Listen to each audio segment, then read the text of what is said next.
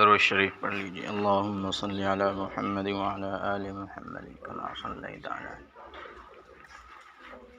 اللہم بارک علی محمد وعلی آل محمد۔ بسم اللہ الرحمن الرحیم۔ الحمد للہ رب العالمین والصلاة والسلام علی سید الانبیاء والمرسلین۔ وقال اللہ تبارک و تعالی الحمد للہ رب العالمین الرحمن الرحیم مالک یوم الدین۔ صدق اللہ العظیم۔ آپ حضرات یہاں مسجد میں تشریف لائے ہیں، جمعہ کی نماز کے لیے آئے ہیں، یہ اللہ تبارک و تعالیٰ کا ہمارے اوپر احسان و کرم ہے، ورنہ آج بھی آپ دیکھیں گے کہ نہ جانے کتنے انسان، کتنے اللہ کے بندے جمعہ کی نماز بھی ان کو نصیب نہیں ہوتی، جمعہ کی نماز بھی ان کو اللہ تبارک و تعالیٰ کی طرف سے پڑھنے کی توفیق نہیں ملتی۔ تو یہ ہمارے اوپر اللہ کا کرم ہے، اس کا احسان ہے۔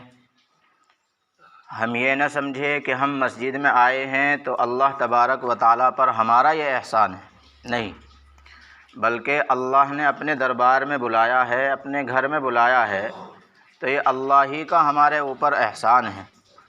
ورنہ تو عزیزو، جب اللہ تبارک و تعالیٰ ناراض ہوتے ہیں تو آپ نے نہیں دیکھا کہ کسی کا کھانا بند کر دیا ہو، کسی کی ہوا پانی بند کر دی ہو۔ ہاں، جب اللہ تبارک و تعالیٰ بندوں سے ناراض ہوتے ہیں تو اللہ اس سے اپنی عبادت چھین لیتے ہیں، اس کو پھر سجدے کی توفیق نہیں ملتی۔ جب اللہ بندوں سے ناراض ہوتے ہیں تو اللہ تبارک و تعالیٰ اس بندے سے سجدوں کی توفیق چھین لیتے ہیں۔ یہ ہے اللہ کی ناراضگی۔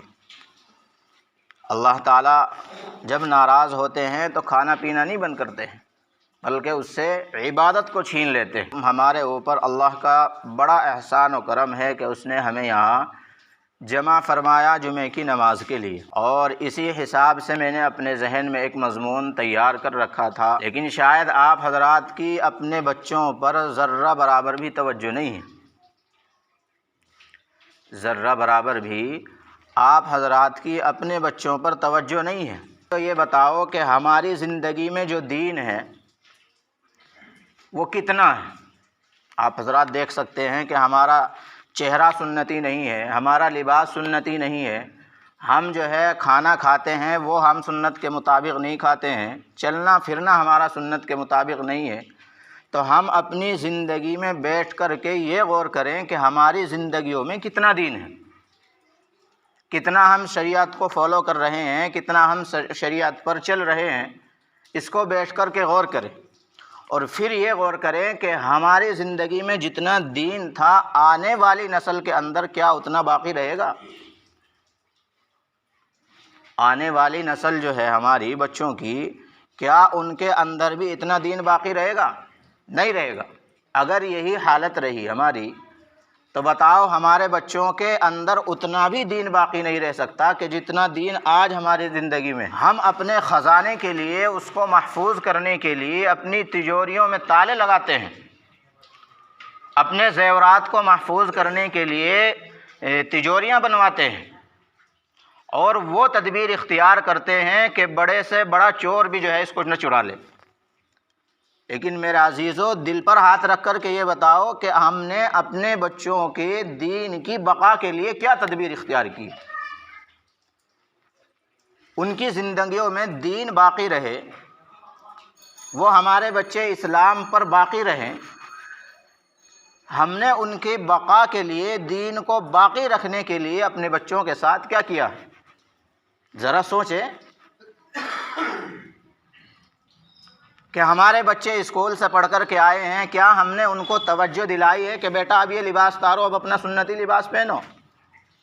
کیا ہم نے اپنے بچوں کو یہ سکھایا ہے کہ بیٹا ہمارے نبی کی سنت یہ تھی کہ جب وہ کھانا کھاتے تو دسترخوان بچھا کر کے کھاتے؟